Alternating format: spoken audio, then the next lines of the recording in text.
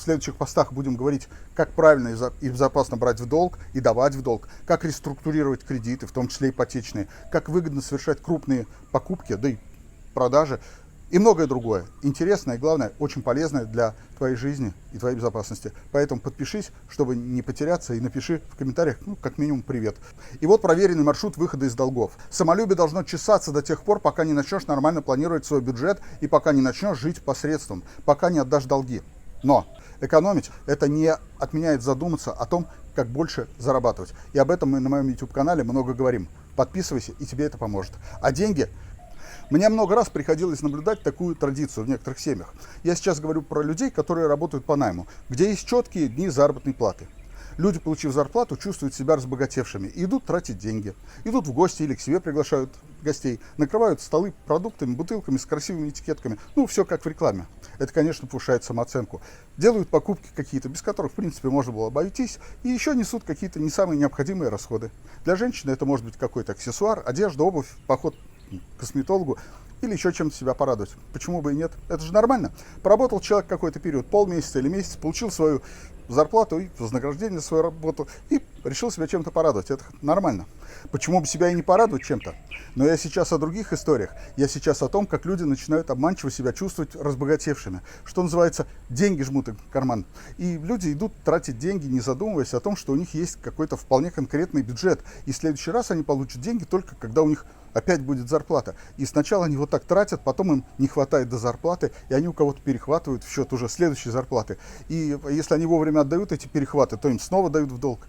И когда случается очередная зарплата, они должны часть денег сразу отдать, а еще нужно зарплату отпраздновать. Чем-то себя снова порадовать, раз уж так привыкли. Им, конечно, снова теперь уже не хватит до следующей зарплаты. И вот так они себя вгоняют в такую ситуацию, когда все время нужно у кого-то просить, все время что-то надо отдавать, и при этом они не могут понять, что если так случилось, что ушел в минус, и тебе нужно погасить долг, то нужно сократить свои расходы, чтобы не только не уходить в еще больший минус, но и постепенно, планомерно сокращать этот минус. А для этого нужно какие-то деньги ото всех поступлений откладывать, чтобы выйти из этого минуса.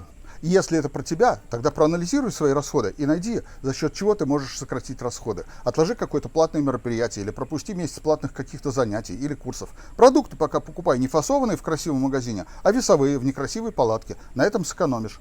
На самом деле все знают, на чем можно сэкономить. Но это же как-то не круто и даже недостойно продукты покупать в некрасивой палатке. А трусы на рынке? А если знакомые узнают, что ты трусы купил на рынке? А если там в некрасивой палатке с знакомыми столкнешься, это же самолюбие так заденет.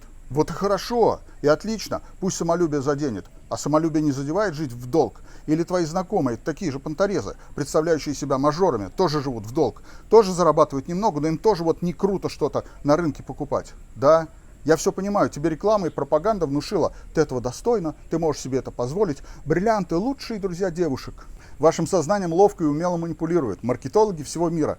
Чтобы вы больше тратили. Да не вопрос, тратьте. Имеете право ваши деньги тратить сколько хотите и на что хотите. Но ключевой здесь не сколько хотите и не на что хотите, а ключевой здесь ваши деньги. Да, конечно, ваши деньги можете тратить сколько угодно, на что угодно, но ваши, а не чужие.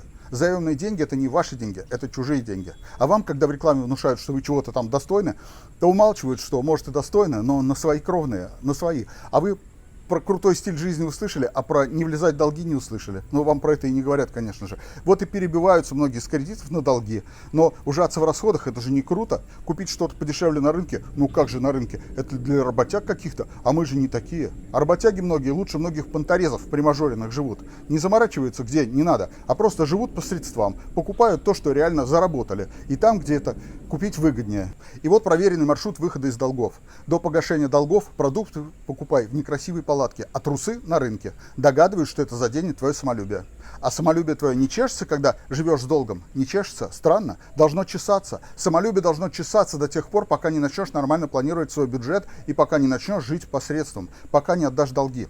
Но еще важный момент. Экономить, о чем я сейчас говорил, это не отменяет задуматься о том, как больше зарабатывать. И об этом мы на моем YouTube-канале много говорим. Подписывайся, и тебе это поможет. А деньги, как бы ты много их ни зарабатывал, пока не научишься ими распоряжаться, у тебя их не будет.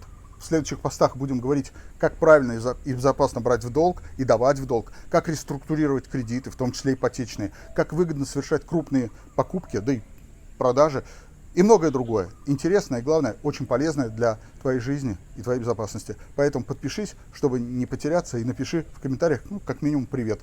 Поставь лайк и не пропусти следующие публикации. Здоровья, добра и мира. На связи.